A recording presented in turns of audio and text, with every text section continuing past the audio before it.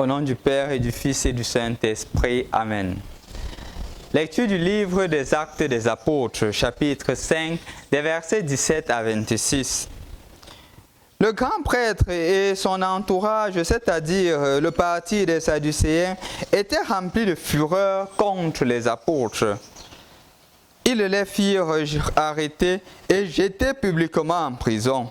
Mais pendant la nuit, l'ange du Seigneur ouvrit les portes de la cellule et les fit sortir en disant « Partez d'ici, tenez-vous dans le temple et là, annoncez au peuple toutes les paroles de vie. » Ils obéirent et de bon matin, ils entrèrent dans le temple et se mirent à enseigner.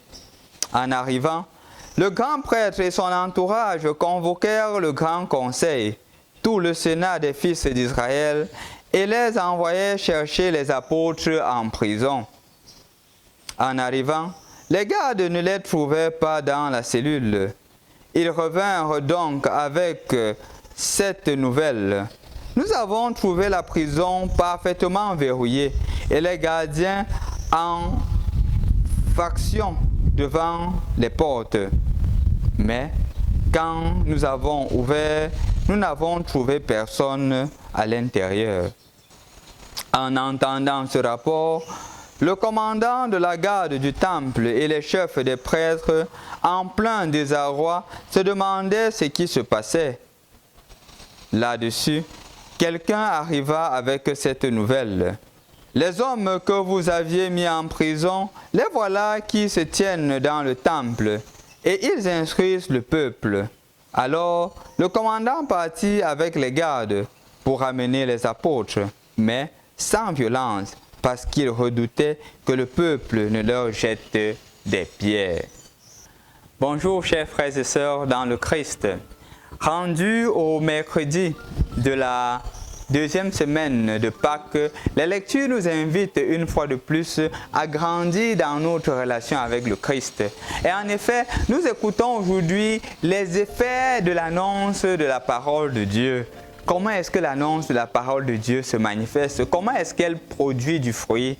En effet, les disciples qui ont été témoins de la résurrection du Seigneur et qui suivent le message du Seigneur d'annoncer la parole de Dieu trouvent des obstacles. Parmi ces obstacles, les mêmes obstacles que le Seigneur lui-même a rencontrés. Et en effet, chers frères et sœurs dans le Christ, ils sont jetés en prison. Mais la prison ne les arrête pas. Pourquoi? Parce que leur mission est divine. Pourquoi? Parce qu'ils sont convaincus que celui en qui ils ont mis leur espoir, ce n'est pas quelqu'un, c'est Dieu lui-même. Et c'est pour cela que quand l'ange leur libère, l'ange leur dit « Allez au temple ». C'est là que vous devriez annoncer. L'ange ne leur dit pas que fuyez, cachez-vous. Non. L'ange dit « Allez au temple, c'est moi qui l'ai fait ce temple-là. C'est le lieu où je demeure.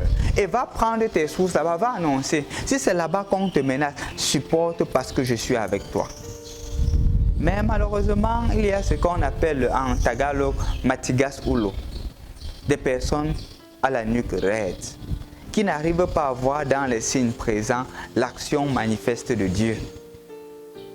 Quand le Seigneur est en train d'agir, ils font l'effort de ne pas voir. Quand le Seigneur est en train de se manifester, ils font l'effort de ne pas voir. Et comment est-ce qu'ils font cela?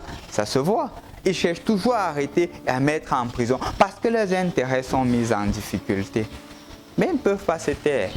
Comme nous l'avons écouté samedi dernier, impossible de nous taire, comme disait Saint Pierre. Aujourd'hui encore, il réaffirme cela. Il nous est impossible de nous taire. Impossible de nous taire de l'amour de Dieu qui est manifesté en nous. Impossible de nous taire des injustices de la société. Impossible de nous taire de dire la parole de Dieu. C'est ainsi que le chrétien est habité par Dieu. Quand il lui est impossible de se taire, rien ne doit lui empêcher de dire la vérité. Rien. Même pas la prison ne doit empêcher un chrétien de dire ce qui est vrai. Même pas le chômage. Même pas les conditions des cercles exotériques. Rien. Parce que celui en qui tu mets ta confiance, il est plus grand que tout. Il pouvait bien dire aux apôtres, allez vous cacher. Non. Allez au temple, conscient qu'il devait encore être arrêté.